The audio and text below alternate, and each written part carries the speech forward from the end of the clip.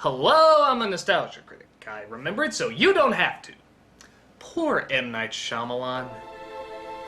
And I mean that. Here's a guy who peaked far too early, was built up as one of the great directors after only doing a few films, and obviously had way too many ideas that weren't thought out enough and kept getting greenlighted.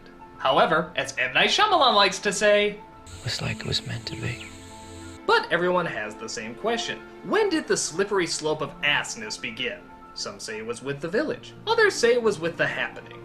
But for me, I think it all goes back to the invasion of the plot holes, Signs.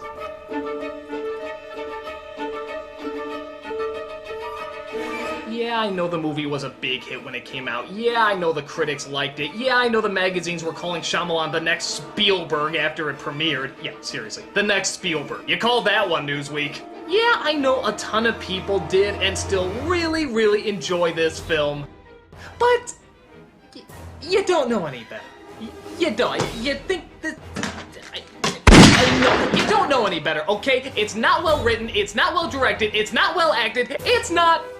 well, okay? So let me enlighten you as to why this film is not... well. This is Signs. We open with Mel Gibson when his name was proud to be placed above the title as opposed to being shamefully shoved into the "and" category, as he wakes up to the sound of his daughter screaming. His brother, played by Joaquin Phoenix, also goes out to check the trouble. Bo, where's Morgan? Bo. Are you in my dream too? Morgan, what's happening? Dogs are barking. Woke us up. Ah, yes. See that bland, non-expressive, dead face that only a Culkin can give you? Get used to that, folks. There's a lot of it in the rest of this movie. So they see that there are crop circles in the middle of their fields. Wait, why did that warrant the little girl going, "Ah!" Does stomped corn really frighten her that much? And okay, directing 101, it usually helps if you tell us the name of the place before you give us 5 minutes of a scene. It's like an alien suddenly saying... Oh, God!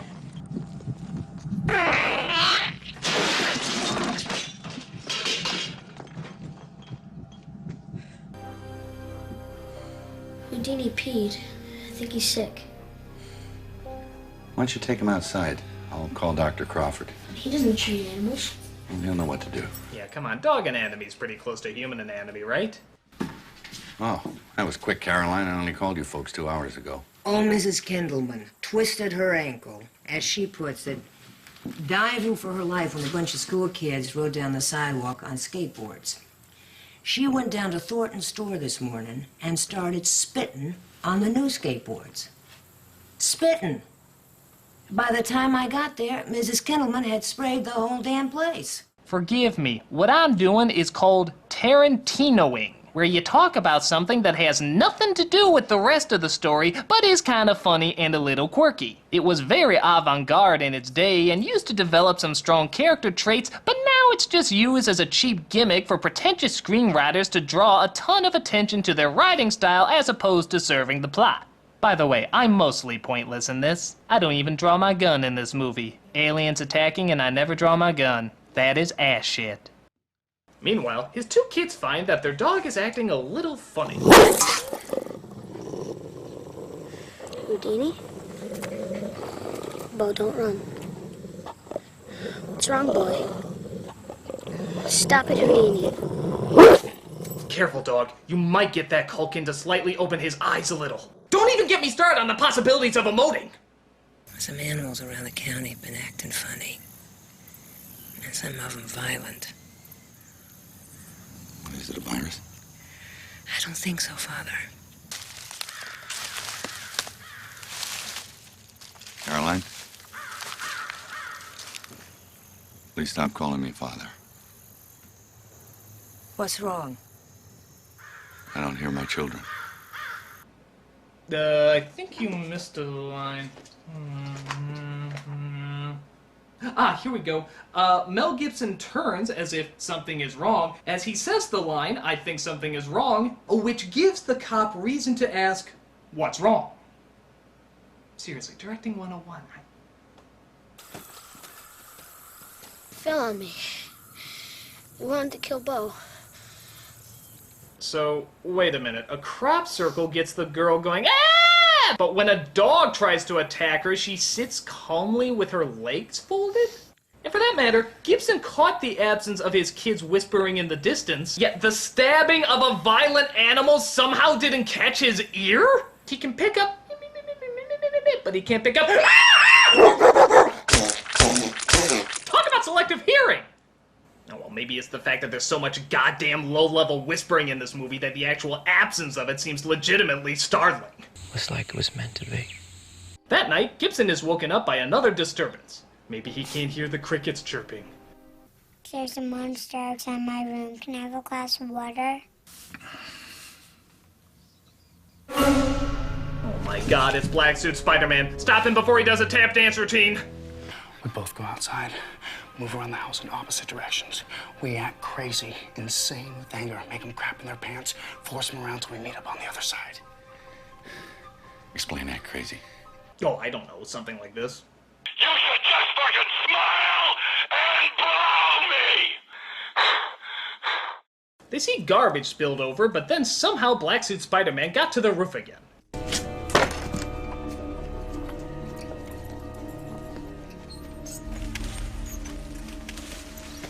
Yeah, so, Alien report! Stepped on roof and swung on swing. Very confusing mission accomplished. We'll now go to Arkansas to put toast in toaster and slide down slide.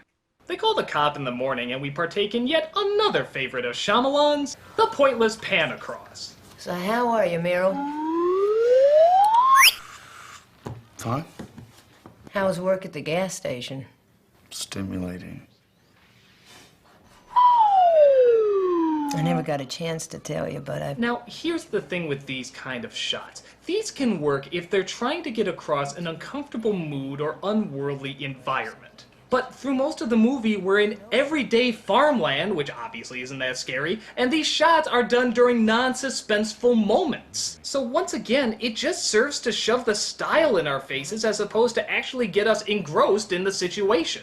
But don't worry, there's still plenty of needlessly slow dialogue to suck you back in. How certain are you that this was a male? Oh, I don't know any girls who could run like that. I don't know, Meryl. I've seen some of those women on the Olympics. They can run like the wind.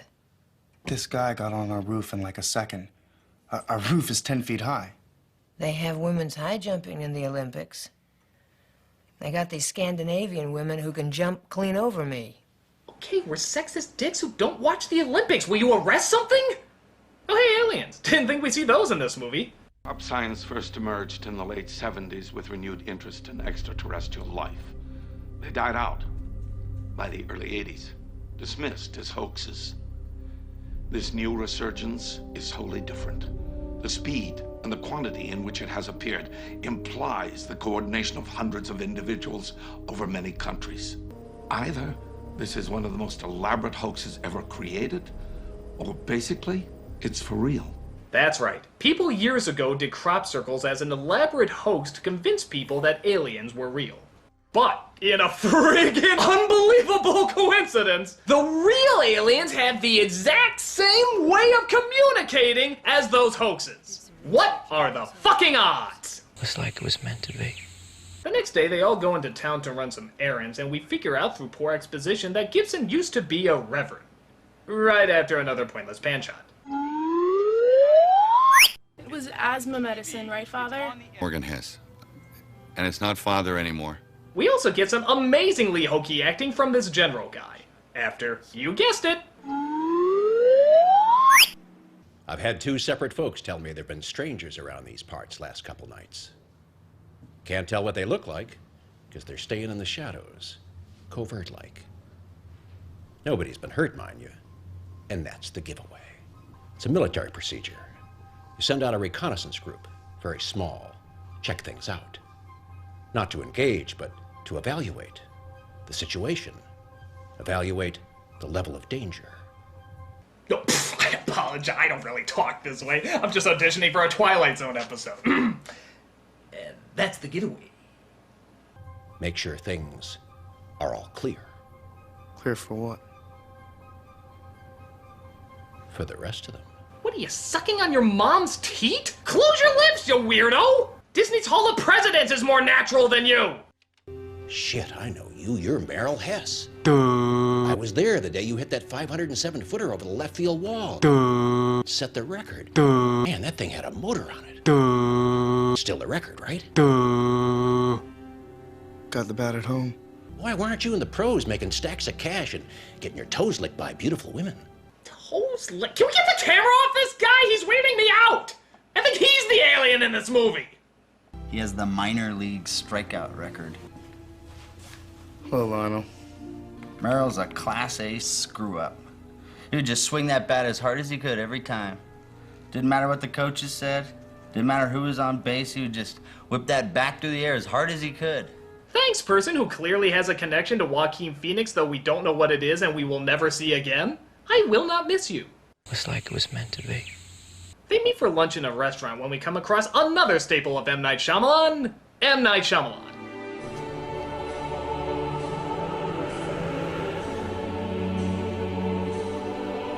Is that him?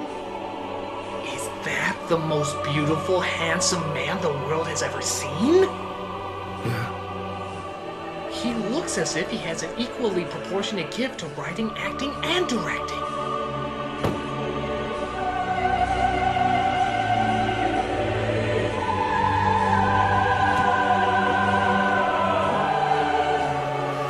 Who is he?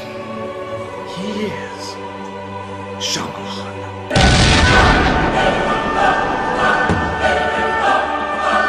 Actually, to be fair, he plays the man who accidentally ran over Gibson's wife.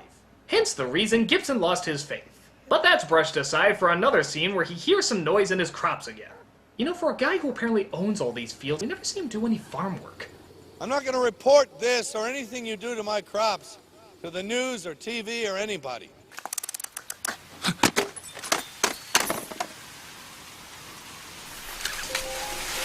Oh my god, he's being invaded by Kermit the Frog. I understand you haven't subscribed to the Muppet YouTube channel yet. Don't make me shove the rainbow connection up your ass. It's not easy being dead. Why, Dad, you look so dramatic. I never see you like this. Let's turn on the TV. They decide to finally turn on the TV and see that the aliens are indeed landing. Or just hovering around in the skies for a bit. Why nobody approaches them or takes them down is anybody's guess. My ballet recital. Listen, Bo. This is very important. Everything people have written about in science books is going to change. The history of the world's future is on the TV right now. We need to record this so you can show your children this tape and say you were there. For your children, Bo. What kid talks like this? It's like a fucking 8-year-old version of Morpheus. You're here because you know something. What you know you can't explain, but you feel it. You felt it your entire life, that there's something wrong with the world. You don't know what it is, but it's there, like a splinter in your mind, driving you mad. It is this feeling that has brought you to me. Whoa. This image has not been adjusted or enhanced in any way. What you're seeing is real. It's unbelievable. Everything they wrote in science books is about to change. Okay, so we're in a world where the children talk like adults and the adults talk like children. Let's hear some more of that jolting, unrealistic talk, shall we? So there are two reasons why extraterrestrials will visit us. To make contact in the spirit of exploration and furthering the knowledge of the universe. Or the other reason, they're hostile. Well, if mankind is as emotionally dead as you are, I don't think they'll learn much from us. Oh, well, these credible kindergarten drawings will certainly convey the seriousness of the book's intent. Oh, and there's also a drawing of their house on fire in the book with 3 dead people that look like them outside. My god, this obviously means... Wait, no, what does this mean? The author knows they're going to die, he met them before and did an illustration of them. Quick, a distraction before you think about it too much! Ah, that'll do the trick. Let's see what Mati is up to here.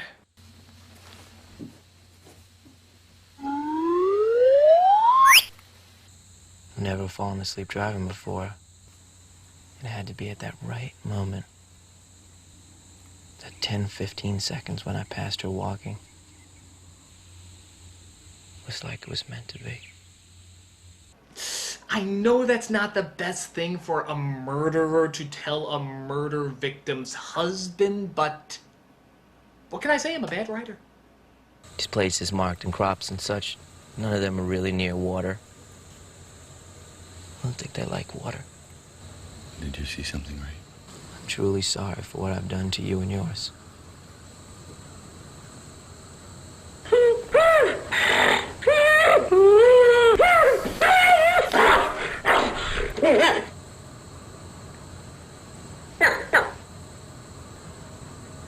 Don't open my pantry, Father. I found one of them in there and locked him in. Okay, let's try this conversation again. You start with, "Holy shit, I got an alien in my house! Call the cops! Call the FBI! Call the news! The world deserves to know!" Then you move on to, "Oh, by the way, I'm sorry I hit your wife like I was playing a game of Crazy Taxi." This would be closer to a typical human reaction. Something Shyamalan, like the aliens, knows very little about. Hello? Gibson goes in to try and sneak a peek, but these giant aliens somehow slip their teeny tiny hands through the bottom of a door and try to attack him. Go with God, motherfucker. And a good manicurist. Rather than call the police, because, fuck, that's what anyone not in a Shyamalan film would do. He goes home and sees everybody continues to watch TV. This video was taken yesterday afternoon at his son's 7th birthday in the city of Passo Fundo, Brazil. All initial opinions are this is genuine.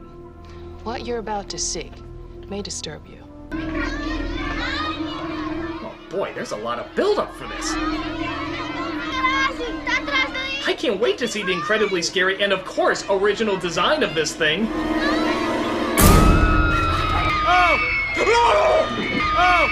Oh my god! It looks like every other alien I've ever seen in every other movie! Oh! Oh! Oh! Oh! I'm changing the channel! Oh! Oh! Oh! Oh! Ground forces have been assembled in countries throughout the globe. Hundreds of thousands have flocked to temples, synagogues, and churches. God be with us all. Well, good job to the newscasters for not spreading panic or alarm. When have you ever heard a newscaster talk like this? What kind of overly emotional, fear-driven news corporation acts like that? You knew that was coming. So the family decides to hold down the fort, you know, stay in the area where they absolutely know the aliens are, and try to defend themselves. We're going to board up every window in this house. How do we know boards will do anything? Because they seem to have trouble with pantry doors. Really, Shyamalan, did you read that line out loud? Did you ever read that line out loud? You couldn't have. You clearly couldn't have. I mean, you just stated that these technologically advanced aliens, these creatures that we are supposed to be afraid of, cannot get through pantry doors. They can build spacecraft that can jump millions of miles across space, but they seem to have trouble with pantry doors. They can take these exact same spacecrafts and turn them invisible so that nobody else can find them years above our technology, but they seem to have trouble with pantry doors. They're gonna take over our planet, but they seem to have trouble with pantry doors. They're going to wipe out all of mankind, but they seem to have trouble with pantry doors. You can't be this stupid! You can't! I mean, you literally just stated out loud why this movie can't work! I mean, what are you, a moron? I hate to borrow from a subpar comedy, but take it, Scary Movie 3! They mastered space flight, but they can't get through a wooden door? You see what you did there, movie? You see what you did? You just made Charlie Sheen right about something! You did that, movie! You did it! That's how bad you've gotten! This advanced technologically holy shit fuck race of aliens! Stop! Come to a halt by a fucking pantry?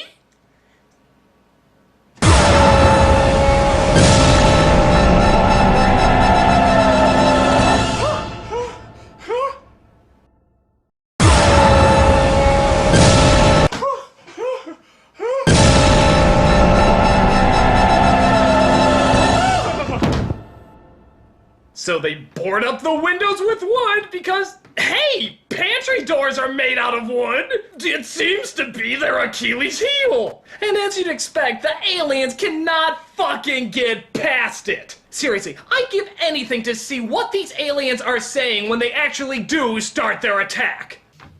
Do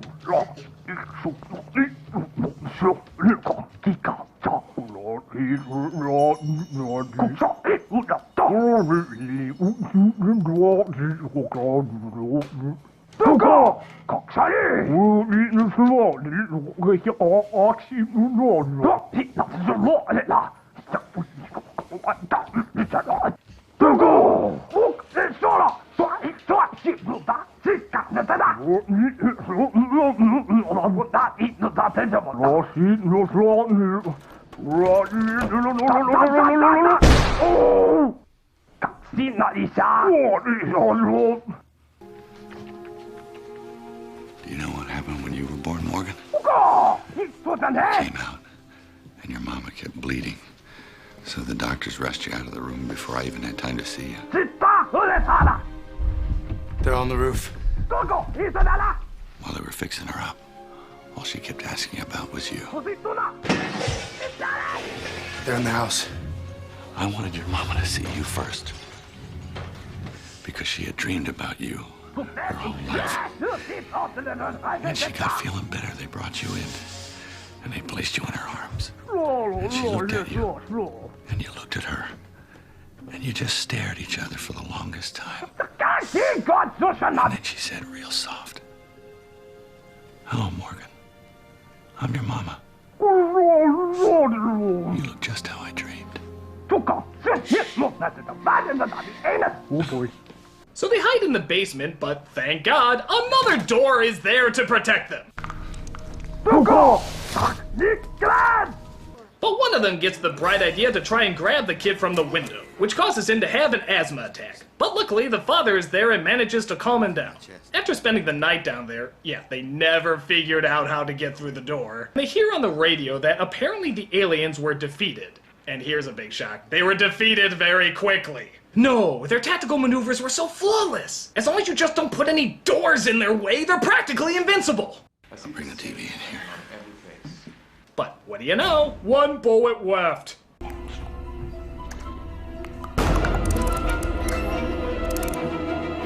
However, in a totally forced flashback, we see Gibson talk to his wife for the last time, who was pinned against a tree. Just taking a walk before dinner. You love walks. Thanks for reminding her that. Tell Norman to play games. You love playing. It's okay to be silly. I will. You love silly. And tell Graham. Tell him to see. You love seeing. And tell Meryl to swing away. Tell Tony Tim I won't be coming home this Christmas.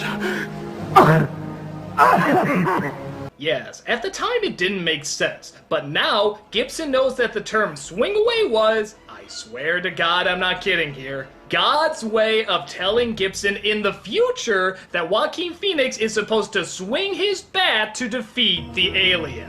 Meryl, swing away. Of course! Who would have possibly put together that the best way to defeat this thing was to beat the shit out of it? Nobody could have come to that conclusion. Well, obviously God had to kill a reverend's wife in order for somebody to figure that out. It just makes perfect sense. Oh, and you wanna know what the big twist was in this one? Apparently the only thing that can kill the aliens is water. Yeah, it's like acid to them. One drop hurts them like crazy.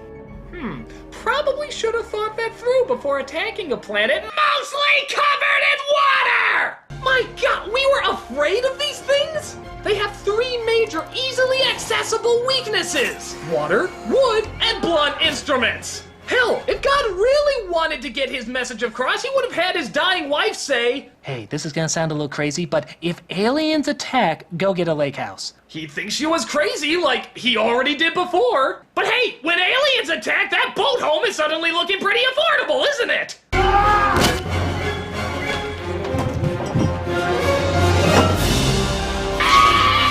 I'm melting! Unfortunately, the alien sprayed the kid with poison gas, but luckily his lungs were closed due to the asthma, so he's okay. Did someone save me?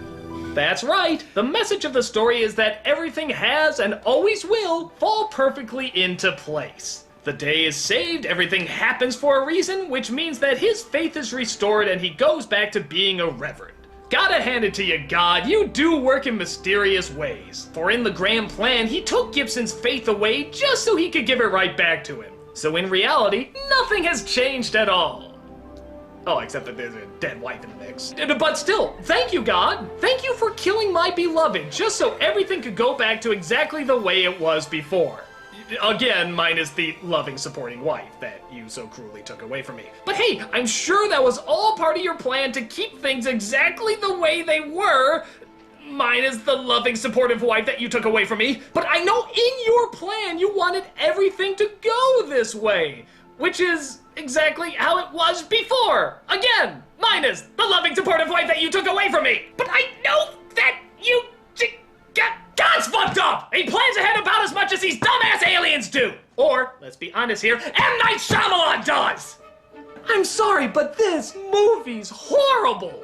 I never got why so many people liked it. It's overly dramatic, annoyingly slow, has a real ego when it comes to its own style, and of course, any sense of logic is totally ignored. There's millions of other twists you could have done to this movie. Like, how about the aliens were trying to help people, like bring them a cure or something? Or maybe there were no aliens, it was all an elaborate hoax. That would have been unexpected. Or, hell, maybe none of this was going on and Gibson and Phoenix were just goddamn nuts! Hell, maybe the TV was never even on! I don't know, just anything is better than... I don't think they like water. And it turns out they don't like water! Hell, you just said your twist in the first half of the movie! I don't even know if that makes it a twist! You know what's really scary about this movie? That so many goddamn people enjoyed it and Shyamalan is still getting work because of it! I'm a nostalgia critic, I remember... Excuse me, I got some aliens at my door.